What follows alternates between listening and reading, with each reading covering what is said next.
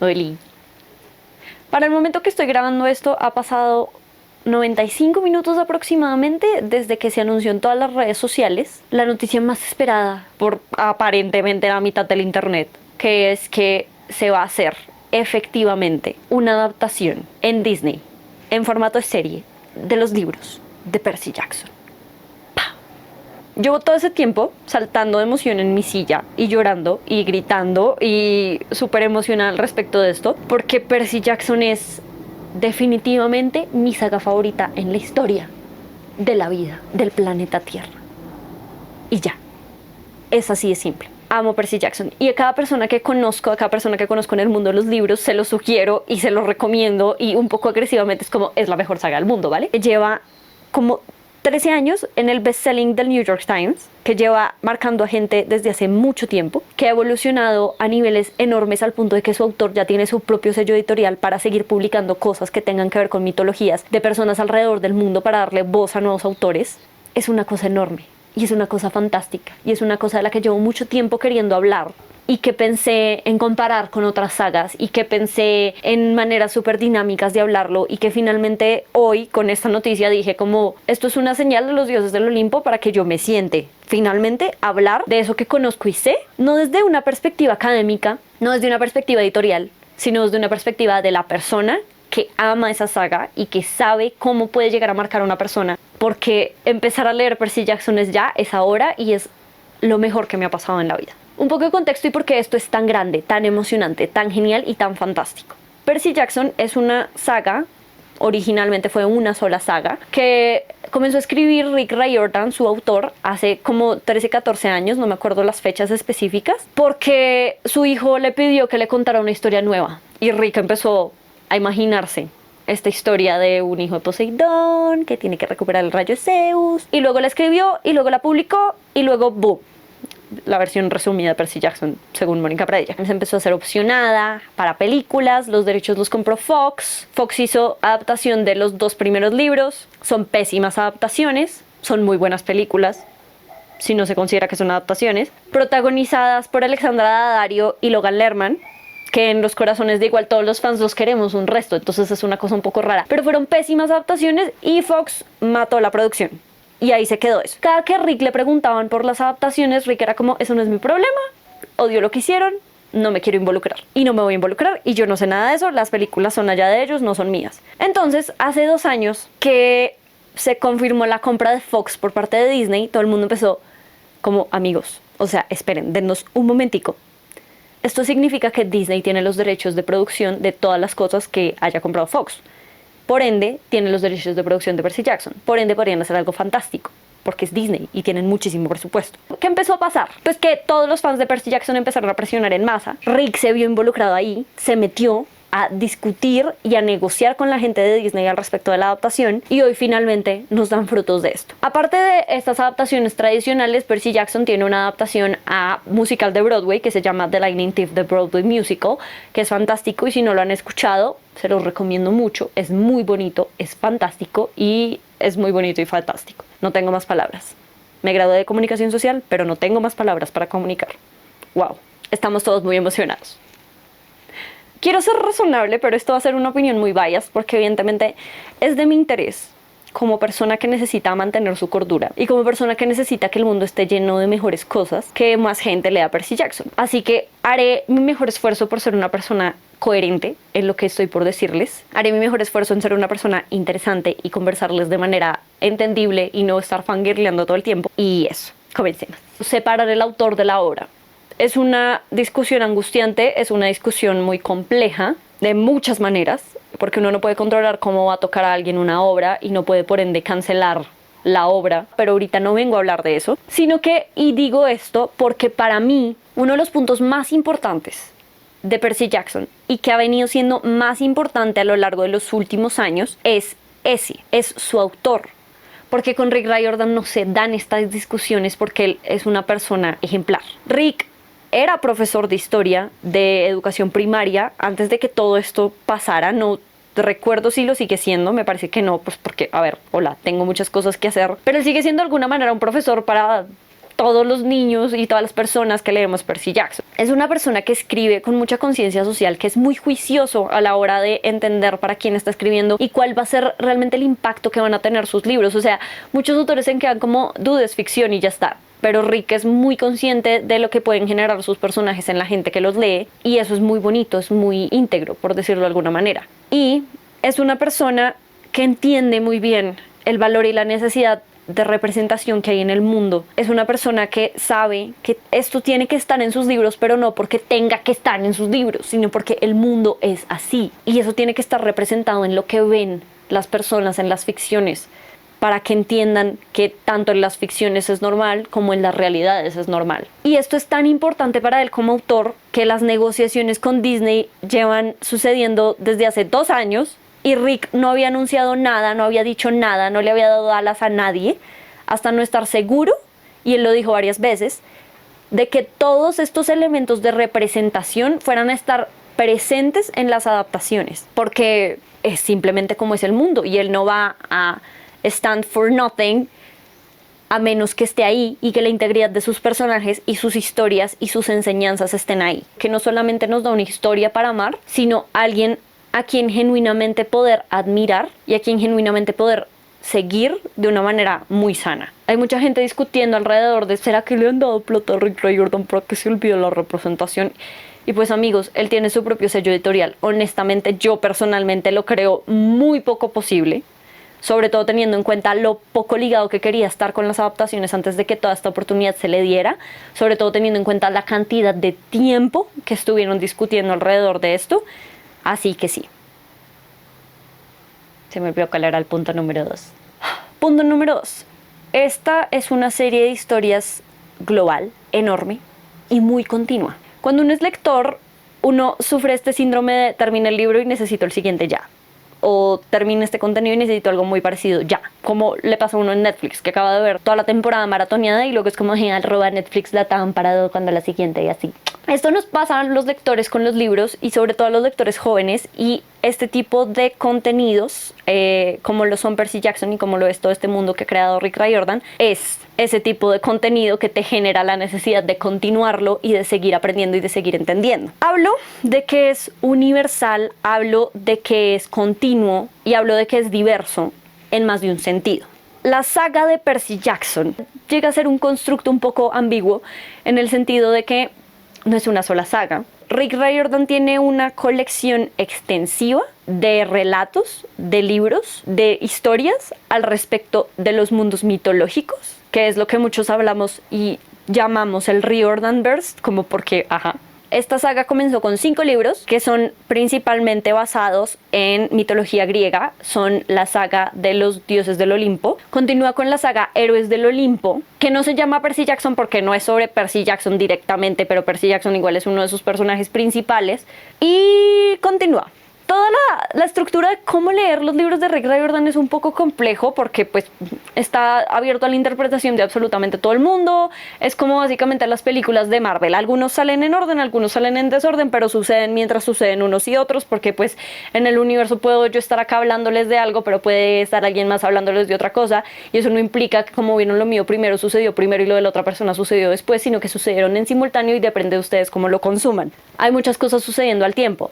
Entonces Riordan tiene la saga principal original de Percy Jackson, tiene la saga de Héroes del Olimpo, tiene las Crónicas de Kane, que es una trilogía sobre mitología egipcia, tiene Magnus Chase, que es una trilogía sobre mitología nórdica, y aparte tiene la saga de Trials of Apollo, que es nuevamente sobre mitología griega y romana. ¿Eso qué nos da? Nos da material de 2 trilogías, es decir, 6 libros, 2 sagas de 5 libros cada una, es decir, 20, ya tenemos 26 libros ahí, y Trials of Apollo, que tiene 4 libros publicados y uno por venir, es decir, perdí la cuenta, ya, casi 31 libros al respecto de esto, solo de Rick Riordan, sin mencionar los que vienen del sello editorial de Rick Riordan, que hay sobre mitología árabe, que hay sobre mitología mexicana, que hay sobre maya, no sé, hay muchas cosas, hay muchas cosas, y todo esto para muchos fans hace parte del Riordanverse. A eso me refiero por continua. Ahora, universal. ¿Y por qué es Riordanverse? Porque para Riordan todo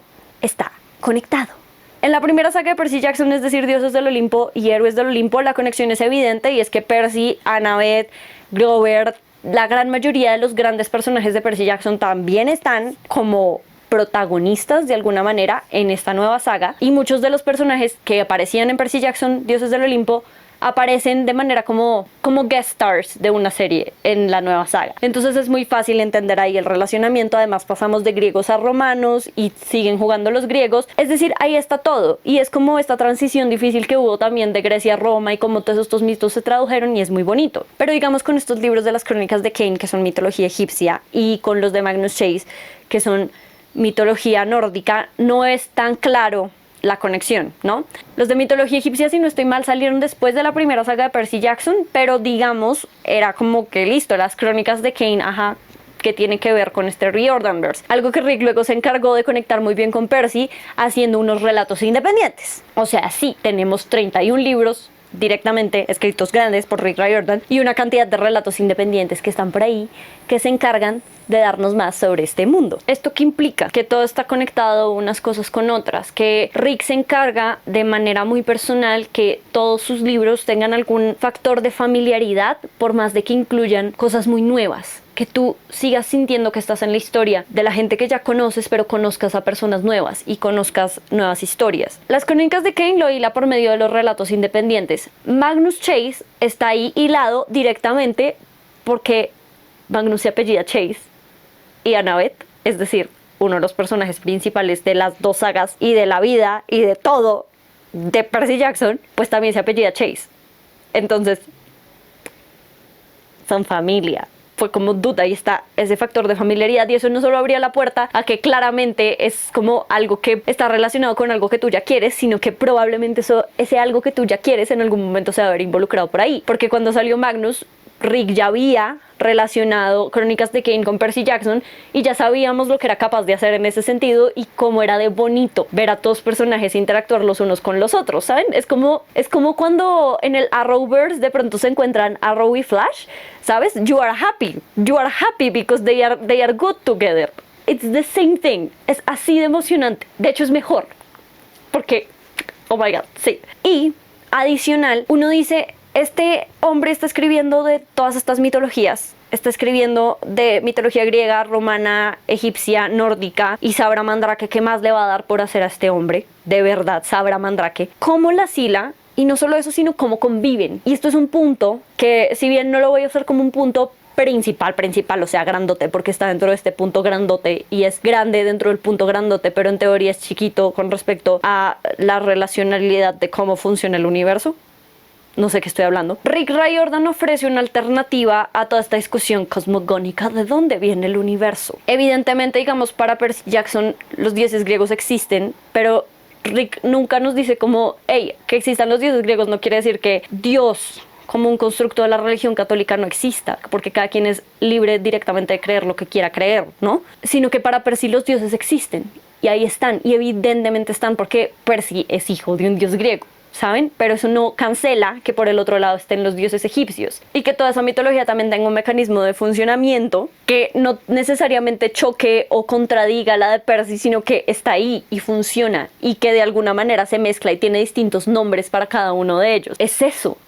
Todos tenemos distintos nombres para las cosas que le dan sentido a nuestra vida. Rick ofrece esta perspectiva educacional de alguna manera de que no hay una verdad absoluta y de que todas estas creencias pueden estar ahí. De hecho, en algún punto de las crónicas de Kane se plantea directamente la pregunta de cómo así, o sea, qué inframundo realmente es el que existe o qué afterlife es realmente la que existe. Y los personajes responden que cada persona va a donde cree que va a ir, al lugar que le da paz o que le da sentido a ese existir del ser. Realmente nosotros nunca vamos a saber quién creó el universo o por qué se creó, o quién es la fuerza superior del universo, o si hay una fuerza superior realmente que lo dirige todo. Pero lo que nosotros creamos es lo que nos da paz y lo que nos da de alguna manera sentido a esas preguntas en las que uno podría meterse en un vacío existencial que es una porquería. Dude, mi verdad es mi verdad, y mientras no esté afectando o de alguna manera mitigando la tuya o impidiendo que la tuya exista, las dos pueden convivir en respeto y armonía. Que yo tenga un nombre distinto para Dios al que tú tienes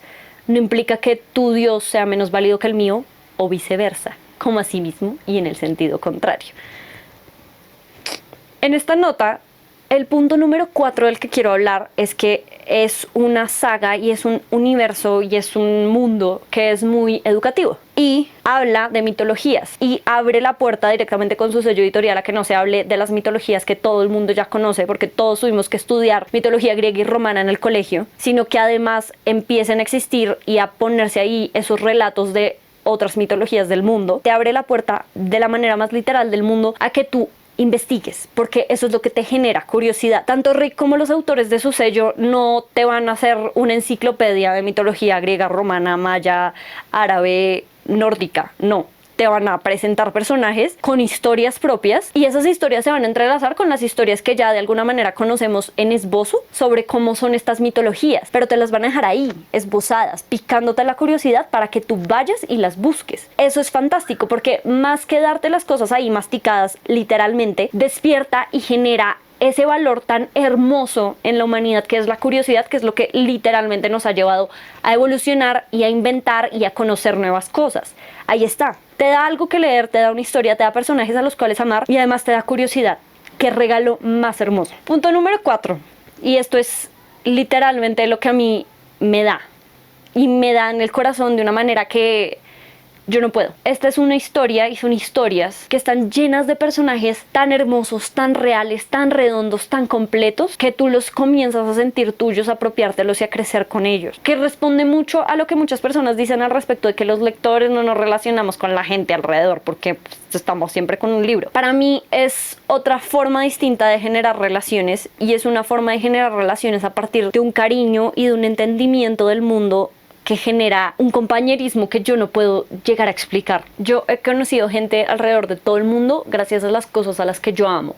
De la misma manera con Percy Jackson como lo he hecho con Taylor Swift y demás de mis gustos. Yo creo que todos hemos pasado por ese momento de duda, a mí me gusta algo y quiero compartirlo y hay más gente en el mundo a la que le gusta esto y por ende siento un lazo con esa persona. Y esto puede ser muy bias de mi parte, pero yo jamás he visto, y he estado en muchos fandoms, jamás he visto una comunidad tan grande, tan bonita, tan llena de amor y compañerismo y un entendimiento como universal y tan abierto del mundo como lo es el caso de todo lo que ha generado los mundos de Rick Riordan. Esta es una saga que lee gente desde los 8 años hasta los 40, o sea, hay gente que comienza a leerlo siendo muy mayor y son tantos libros y tienen tanta evolución y uno lo acompañan tanto que uno verdaderamente se siente parte de esta historia y uno no solamente tiene la historia de Percy sino que salta a las otras y uno no solamente tiene un personaje sino que tiene tantos tan grandes, tiene un abanico tan extenso de cosas que querer acá que uno se ve ahí